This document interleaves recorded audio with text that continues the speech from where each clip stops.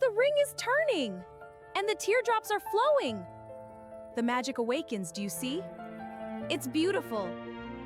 I feel it too.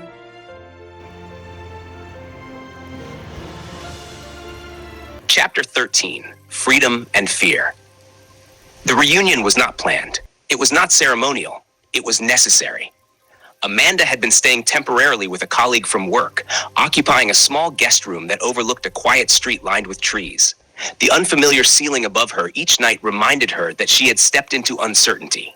The silence there was different from the silence she had left behind. It did not suffocate.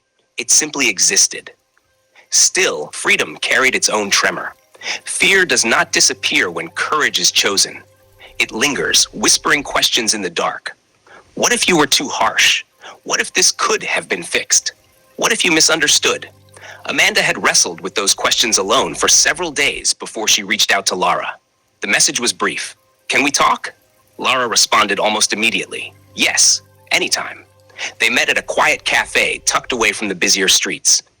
A place where conversations could unfold without interruption.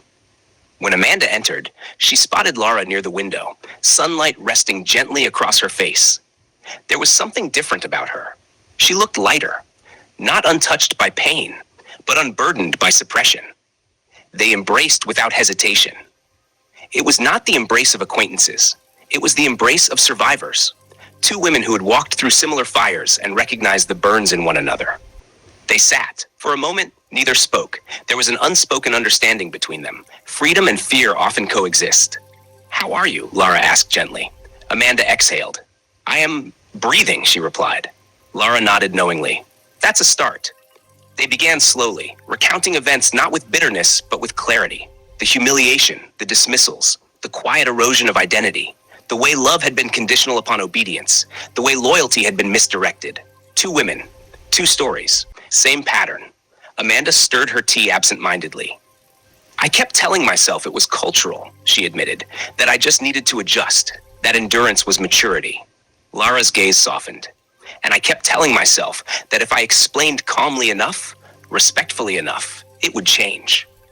They both smiled faintly at the recognition of their shared reasoning, but it had not changed, because the issue had never been misunderstanding. It had been structure. A structure that placed mothers above marriages. A structure that mistook submission for respect. A structure that trained men to defend hierarchy instead of partnership. "Marriage is between two people," Lara said firmly, her voice steady, "not three." The sentence hung in the air with conviction. Amanda nodded. "Yes," she replied, "and commitment requires defense." She paused briefly, her expression tightening slightly. "Silence is betrayal." They did not say it with anger. They said it with knowledge. Silence in moments of humiliation. Silence when boundaries were crossed. Silence when dignity was diminished. That silence had not been neutral. It had been alignment. Amanda leaned back in her chair, absorbing the truth aloud for the first time. "I thought space would terrify me," she confessed. "And it does sometimes, but staying was worse."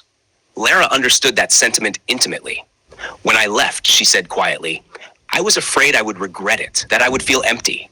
"And do you?" Amanda asked. "No," Lara answered after a thoughtful pause. "I feel whole." The words settled deeply between them. Whole, not victorious, not vindicated, whole. Healing, they realized, was not about proving anyone wrong. It was about restoring themselves. They spoke about boundaries, not as weapons, but as protection. Boundaries that say, "You may not humiliate me." Boundaries that say, "My voice matters." Boundaries that say, "Love requires mutual respect." Amanda felt something shift within her as they spoke. For months, perhaps years, she had internalized blame. She had wondered whether she was too sensitive, too assertive, too modern, too unwilling to adapt. Now she saw clearly. Expecting dignity is not rebellion. Expecting partnership is not disrespect. Expecting protection from your spouse is not weakness. It is foundation. They discussed partnership. What it truly meant beyond romance and ceremony. "Partnership is standing beside someone publicly," Lara said, "even when it is uncomfortable. It is correcting your family privately," Amanda added, "not your spouse publicly. It is shared loyalty. It is mutual defense." The cafe buzzed softly around them, but their conversation felt like its own world, deliberate and restorative. Freedom, they realized, was not the absence of fear. It was the refusal to let fear dictate silence. Amanda confessed something quietly. I was afraid I would lose myself if I stayed, but I am also afraid of starting over. Lara reached across the table gently. Starting over is not failure, she said. It is refusal to disappear. The simplicity of the statement steadied Amanda's heart. They acknowledged the grief too. The grief of imagined futures. The grief of wedding vows that once felt sacred. The grief of loving men who could not yet love courageously. Grief and empowerment are not opposites. They often walk together. I don't hate Stephen, Amanda said softly. I don't hate Jide, Lara replied. And that makes it harder.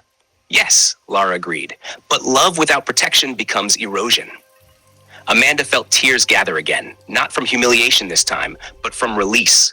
For the first time, she did not feel dramatic. She did not feel unreasonable. She felt validated. They spoke of healing intentionally, therapy, rest, time, friendship, rebuilding identity outside of marital roles. They did not frame themselves as victims. They framed themselves as women reclaiming autonomy. Before they left the cafe, Lara said something that lingered. Freedom feels unfamiliar at first, she said, because we were trained to equate endurance with virtue. Amanda smiled faintly. And peace? Peace, Lara replied gently, is quiet, not controlling, not conditional. They stepped outside together into the afternoon light. The air felt expansive. Possibility hovered in the spaces once filled with tension. They did not know what the future held. Reconciliation was uncertain. Divorce was possible. Growth was necessary. But what they knew with clarity was this. They would no longer negotiate their dignity. They would no longer confuse silence with maturity. They would no longer compete for space in their own marriages. They chose healing.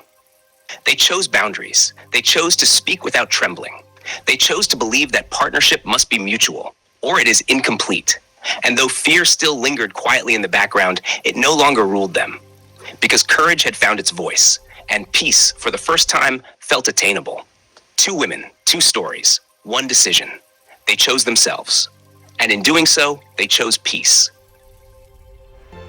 Look, the ring is turning, and the teardrops are flowing. The magic awakens, do you see?